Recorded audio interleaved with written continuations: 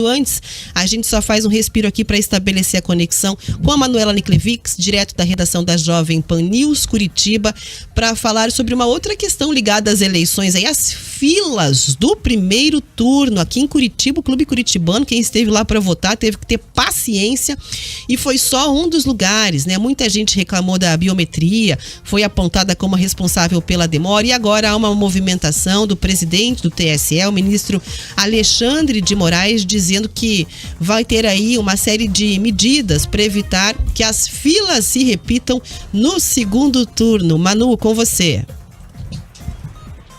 Oi, Rafa, bom dia para você mais uma vez, para o Riva, para todo mundo que nos acompanha. O ministro Alexandre de Moraes falou sobre esse assunto com a imprensa ontem, disse que está organizando uma série de medidas junto com os tribunais regionais eleitorais para tentar melhorar um pouquinho, né, estes transtornos que estiveram bastante presentes no primeiro turno, para que isso não volte a acontecer na votação do segundo turno, que é lá no dia 30 de outubro. Eu lembro aqui, para quem nos acompanha, né, o último domingo foi marcado por filas gigantescas, como a Rafa falou aí, e não só aqui no Paraná, onde no interior do estado algumas cidades chegaram a mais de 3 horas de fila antes para que o eleitor conseguisse chegar ali na cabina de votação, mas aqui em Curitiba, Clube Curitibano, outros colégios eleitorais tiveram aí em torno de 1h30 a 2 horas de fila. O que o Tribunal Regional Eleitoral aqui do Paraná trouxe como justificativa para essas longas filas, tá? 2 quesitos.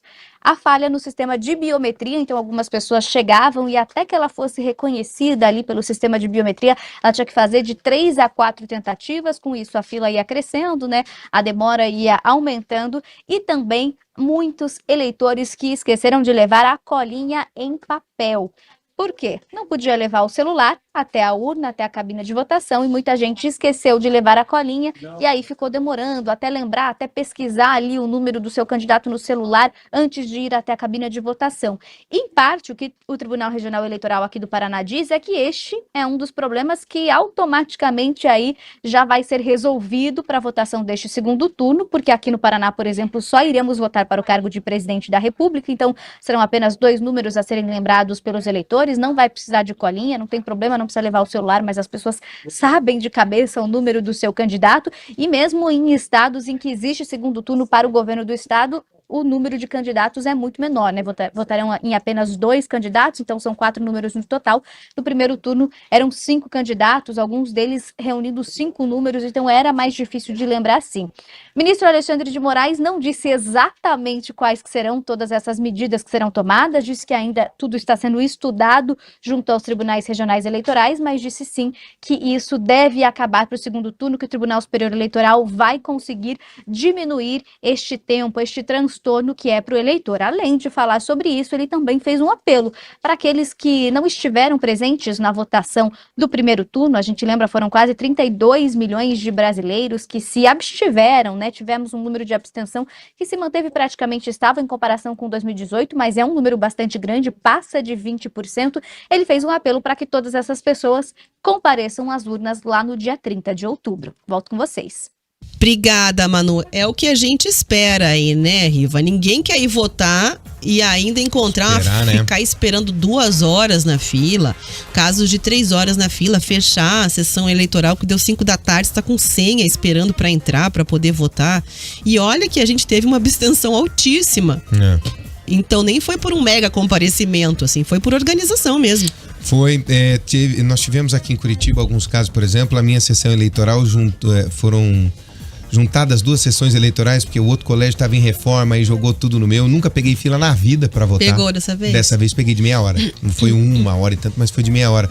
E a sessão de votação que eu pertenço, por ser ali na região do Alto da Glória, que é demograficamente uma região de idosos aqui em Curitiba, há mais lentidão na votação e nunca peguei fila. Então, causou uma certa estranheza em todos os votantes ali do Colégio Integral, que é onde eu voto.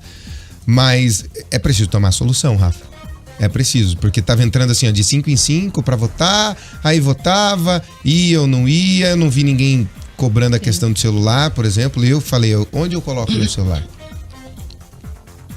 Ninguém falou assim, ó, deixa o teu celular aqui. Tinha uma mesinha para colocar o celular em cima. Eu que falei, escuta, onde é que eu ponho meu celular? Aqui. Eu fui lá e pus. Todos os outros que votaram antes e depois de mim, não. Entendi. Então, entende? Tem algumas coisas que precisam ser revistas. O que eu senti foi a biometria que estava afetando. As pessoas entravam para fazer a biometria, demorava. E teve uma falha que ninguém reparou. O pote de álcool para você limpar as mãos ficava antes de você entrar na sessão, antes de fazer a biometria. Quando você passa álcool nas mãos, a biometria não lê a tua digital, porque ela é por temperatura. Ela faz a temperatura do corpo cair, o álcool, quando você passa na mão. E as pessoas não conseguiam fazer a biometria, ficava assim, ó, friccionando no corpo para voltar a ter temperatura no dedo. Se conseguia fazer a leitura. É. Isso aconteceu na minha sessão. Aí uma mesária se ligou e falou assim, gente, passem o álcool depois de fazer a biometria, não passem antes, porque tá prejudicando aqui. Uma coisa boba.